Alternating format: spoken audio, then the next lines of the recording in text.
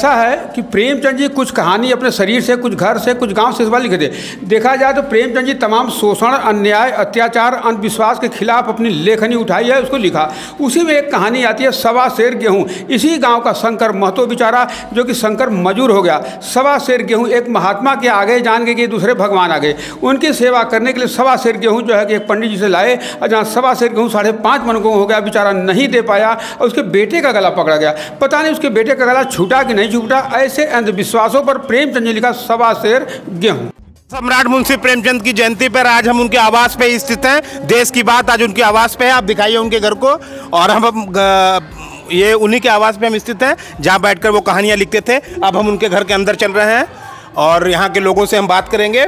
और स्पेशली दुबे जी जो लगातार कई वर्षों से जुड़े हुए हैं। दुबे जी क्या कहेंगे आज के इस दिन पर? जी हाँ, ऐसा है कि जैसा कि हर वर्ष की भांति इस वर्ष भी प्रेमचंद के गृह ग्राम लमही में जो है एक जयंती का एक महोत्सव का रूप लिया हुआ है।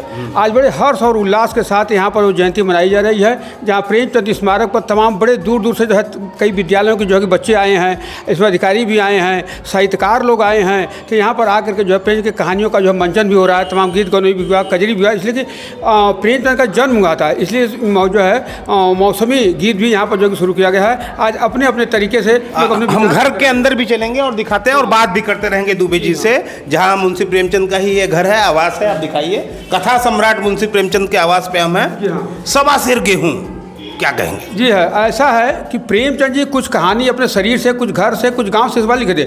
देखा जाए तो प्रेमचंद जी तमाम शोषण, अन्याय, अत्याचार, अंधविश्वास के खिलाफ अपनी लेखनी उठाई है, उसको लिखा। उसी में एक कहानी आती है सवा सेर गेहूँ। इसी गांव का शंकर महतो बेचारा, जो कि शंकर मजूर हो गया, सवा सेर गेहूँ एक महात्मा के आगे जान गए कि दूसरे भगवान आ गए। उनकी सेवा करने के लिए सवा सेर गेहूँ जो है कि एक पंडित जी से लाए, और जहाँ सवा सेर गेहूँ 5.5 मन को हो गया, बेचारा नहीं दे पाया और उसके बेटे का गला पकड़ा गया। पता नहीं उसके बेटे का गला छूटा कि नहीं छूटा। ऐसे अंधविश्वासों पर प्रेमचंद ने लिखा सवा सेर गेहूं।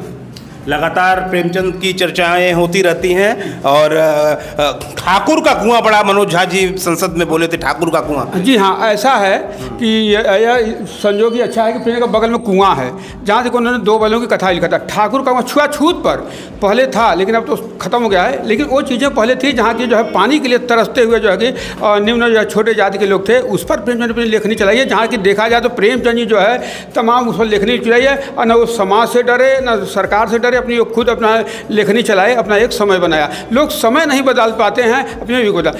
अब प्रेमचंद के जो है कहानी जो है यहाँ पर लिखा गया ठाकुर का कुआं, जैसा आप बताए हैं। कुआं बगल में ही? हाँ, कुआं बगल में है। वहाँ से मैं वहाँ का कहानी बताऊंगा। 2 बैलों की कथा प्रेमचंद ने यहीं से जो है कि लिखा था। देखिए वो ठाकुर का कुआं जो बड़ा प्रासंगिक था, मनोज झा जी का वो भाषण।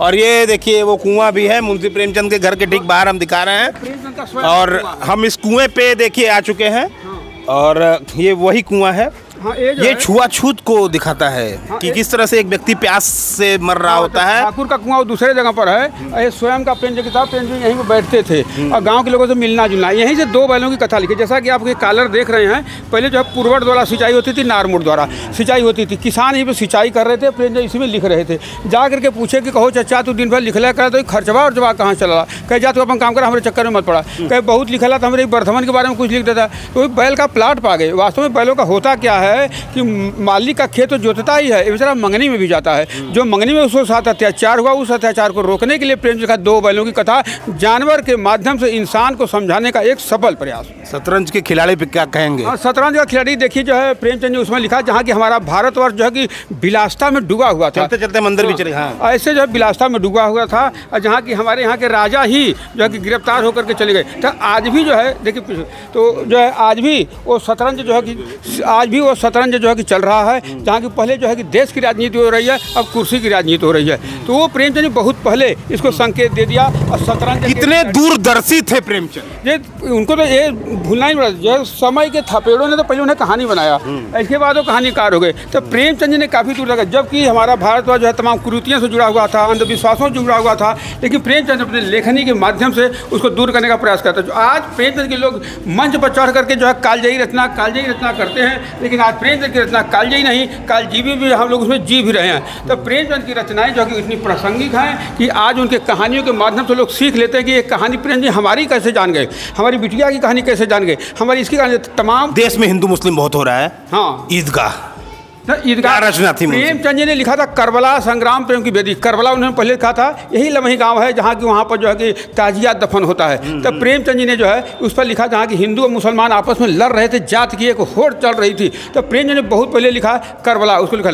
इसी को जोड़ने के लिए प्रेमचंद ने लिखा था ईदगाह, जहाँ हामिद और अमीना की कहानी है, जहाँ की जो है कि दादी का हाथ जल सकता है, आत्मा जल सकता है, लेकिन चिमटा नहीं ले सकती। उस उम्र के बच्चे जहाँ जलेबियां खाते थे, खिलौने खरीदते थे, हामिद चिमटा लेकर के आता है। क्या मैसेज प्रेमचंद ने क्या मैसेज दिया? ये बच्चों के माध्यम से जो है वो एक सीख दिए हैं कि वो अपने दादी का बार बार हाथ जल रहा है। दादी कभी नहीं कही कि बच्चा हमारा हाथ जल गया, लेकिन वो बार बार देख रहा था। उसके मन में एक इच्छा हुई जो कि बाल मन को उन्होंने समझा, बाल मनोविज्ञान कहानी भी लिखे हैं उस पर जो है। तो प्रेमचंद जी ने ऐसे कहानियों को दिखाया, एक बच्चों को, आने वाली पीढ़ियों को उन्होंने सबक और सीख दिया। आखिरी सवाल दुबे जी, क्या प्रेमचंद जी के साथ न्याय हुआ है उनकी लेखनी को लेकर के? सरकार ने वो न्याय दिया, वो पद उन्हें दिया? देखिए, सरकार ने दिया या नहीं दिया, लेकिन प्रेमचंद के साहित्य जो कि परिवर्तन तो काफ़ी हुआ। जैसे शिक्षा आगे हुआ था, शिक्षित होकर के लोग आज जो चौखट से निर्मलाएं बांध दी जाती थी, नारियां बांध दी थी, आज चौखट ढांक चुकी अपने अधिकारों को मांग रही हैं, वो प्रधानमंत्री, मुख्यमंत्री, राष्ट्रपति जो बन रही हैं, तो तमाम सीख। लेकिन कुछ ऐसी कहानियाँ हैं जिस लड़ाई में आप भी हैं और जो कि मैं भी हूँ, वो जो कि जारी है। तो ये थे हमारे साथ दुबे जी।